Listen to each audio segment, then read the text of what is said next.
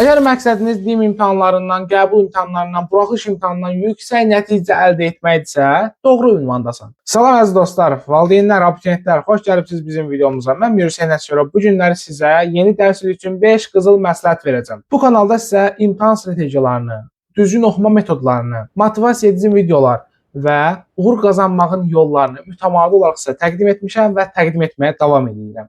Və buna görə də bizim kanalımıza abunə ola bilərsiniz. Getdik. Gəlin keçək mənim məsləhətlərimə. 5 qızıl məsləhət. Bunu özüm hazırlamışam. Çünki həqiqətən, məsələn, mən çox qısa vaxt ərzində, məsəl üçün 200, 250, 220 bal, daha çox bal, neçə bal artırdım mən? 230 bal artırdım və bunları mən əvvəlcədən eləmişdim.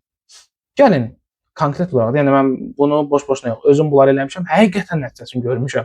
Onu da bildim ki, həqiqətən insan məqsədli olmalıdır və s. Gəlin keçək mənim qızıl məsləhətlərimə. İlk qızıl məsləhətim bundan ibarətdir ki, özünüzə konkret olaraq bir məqsəd qoyun. Çünki məqsədsiz insan nəyə bənzəyir?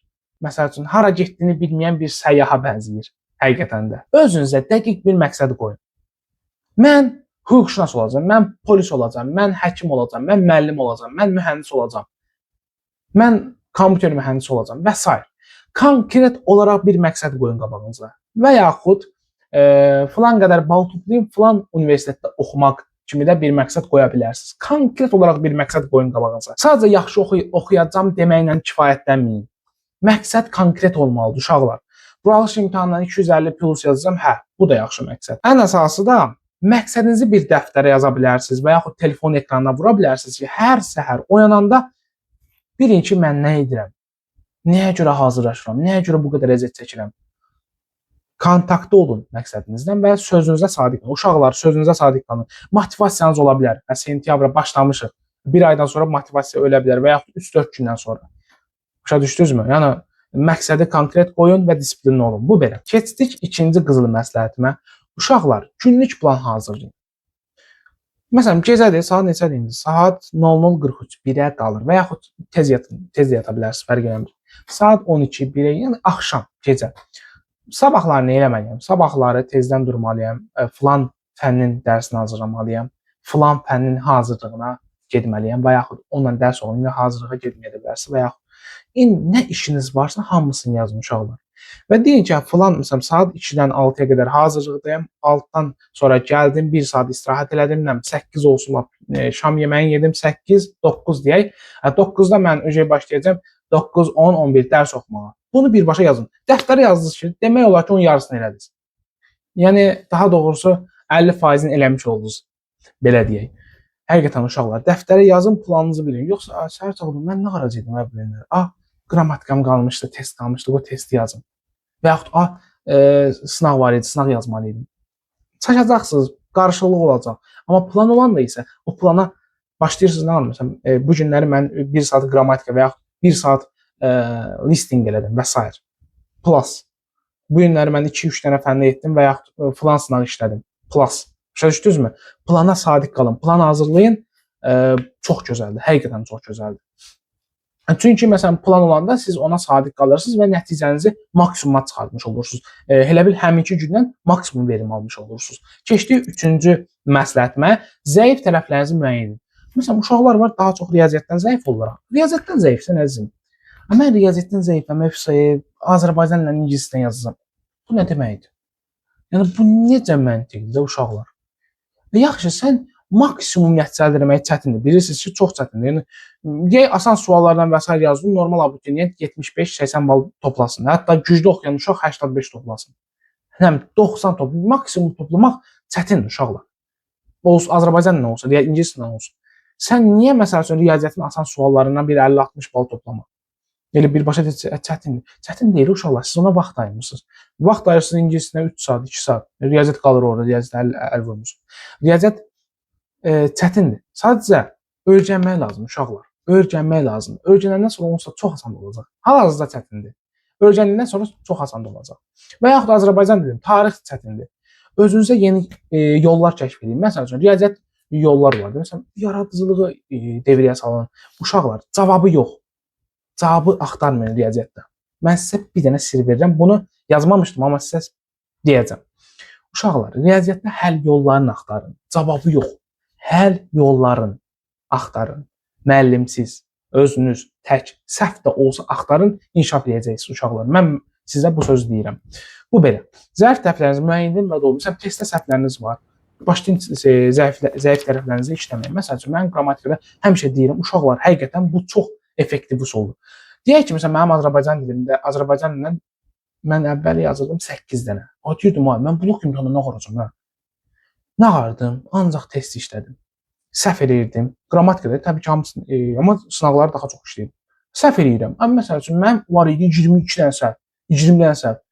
İnansız o səhvləri zəif olduğum yerləri düzəldə sınavdan 30-29 yazdım. 30-29, imtahanda 25 dənə yazdım. Bir qədər problem oldu, amma 25 dənə yazdım. Uşaqlar, boşluqlar var. Məsələn, testdə yazdım 10.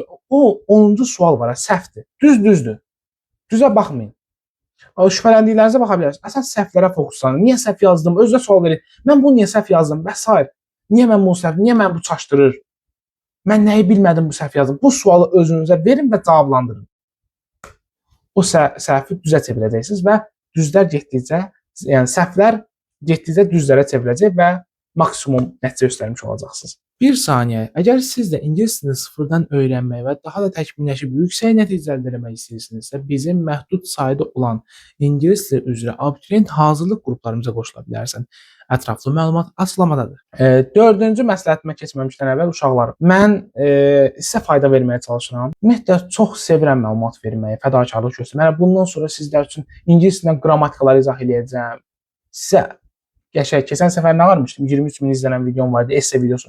Onun yeni tipin 100 esse videosunda paylaşacağım. Hər şey eləyəcəm inşallah. Hər şey. Nə istəyirsinizsə şərh bölməsinə yazın. Suallar yazın, cavablandıracağam. Content fikir verin, onu da çəkəcəm. Video fikri verin, video istəyin, onu da çəkəcəm inşallah. Bir dənə zəhmət olmasa kanalımıza abunə olub videomuzu bəyənin. Biz də keçdik 4-cü suala. Suala deyəcəyim, 4-cü qızıl məsləhətimizə əsasən çox sual cavablandıracağam bu aralar. Kiçik addımlarla başlayın. Uşaqlar, məsələn, başlamışam deyə sentyabrın 1-i başlayacağam və yaxud avqustun 15-i başlayacağam. Kişinin oğlu başlayıb gündə 10 saat o motivasiya partlayır axı. Yəni təzə başlayıb, yayda da istirahət edib. Başlayır, günə 8 saat, 9 saat çox oxuyur. Yerə partlayacağım. Bir həftə sonra motivasiyadan düşür.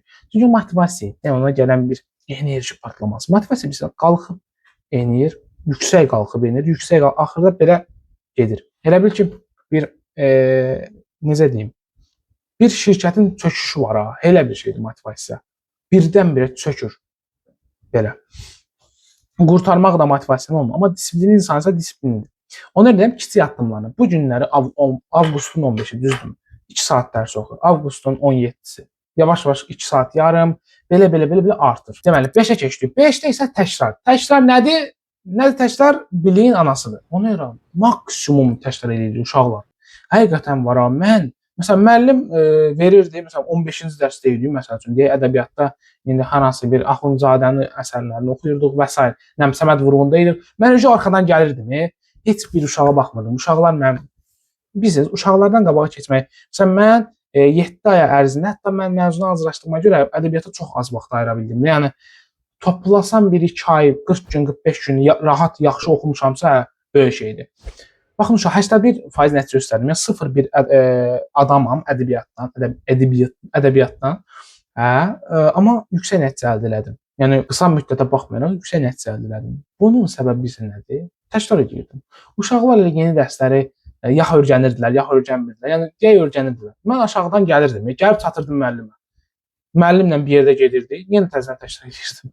Təkrar biliyin anası uşaqlar. Baxın, təkrara çox önəm verir. Elə təkrara önəm verirsiniz ha. Demək olar ki, onlardan, yəni digər abituriyentlərdən 2-0 qabaqda olacaqsınız. Mənim belə videolarıma görə var ha, inansız rəqabət çoxalır. Əziz dostlar, hər yeni dərsidir, yeni bir başlanğıcdır. Ola bilər sən keçən il yüksək nəticə əldə edibsənsə, sizə bunu heç kim deməyəcək ha. Ola bilər ki, sən keçən il sınavdan 200, 200 plus və yaxud yəni yüksək nəticə əldə elədiyin hər hansı bir nəticə olsun. Sən keçən ilə bu ildən müqayisə eləmə. Yaxşımı? Sən bir ay yarım istirahət eləyibsən və özü arxayinlik eləmə. Əsasən 11-ci siniflər. Uşaqlar çox oxuyun. Əgər həqiqətən qəbul olmaq istəyirsinizsə, yaxşı, qəbul olmaq əslində o qədər də çətin deyil. Yəni, elə belə ixtisasa qəbul, şərabçılıqdan, balıqçılıqdan və yaxud zəif bir ixtisasa qəbul olmaq olar. Heç kimi ixtisasını istəmirəm ha. Və yaxud da bir qədər zəif ixtisaslara rahat qəbul olmaq. Uşaqlar, məqsədiniz yüksək olsun. Yüksək. Bir də uşaqlar, baxın, təkrar eləyin. Çoxlu təkrar. Dediyim məsləhətlər, qızıl məsləhətlər hamısını yadınızda saxlayın. Hətta bir dəftər götürün, əlinizə dəftərə yazın və s. Unutmayın uşaqlar. Plan. Hər gün plan qurun. Bax, plan qurmaq, təkrar eləmək, bunlar super. Uşaqlar, super. Sizi birbaşa nəticəyə aparan əsas amillərdən biridir uşaqlar. Belə, izləyinizə görə təşəkkür edirəm. Bundan sonra da bizim videolarımız olacaq. DİM imtahanına hazırlaşan şagirdlərin etdiyi 10 böyük səhvi də hətta bir-ikisini də burada demiş oldum. Onları da o videonu da çəkəcəm inşallah. Sizdən bir şey xahiş edirəm. Kanalımıza abunə olun, like atın, bəyənin və s. paylaşın. Daha çox abituriyentə çata bilək, belə deyək. Növbəti videoda görüşənədək sağ olun, gecəniz xeyrə qalsın, suallarınızı verin, cavablandırmağa çalışacağım.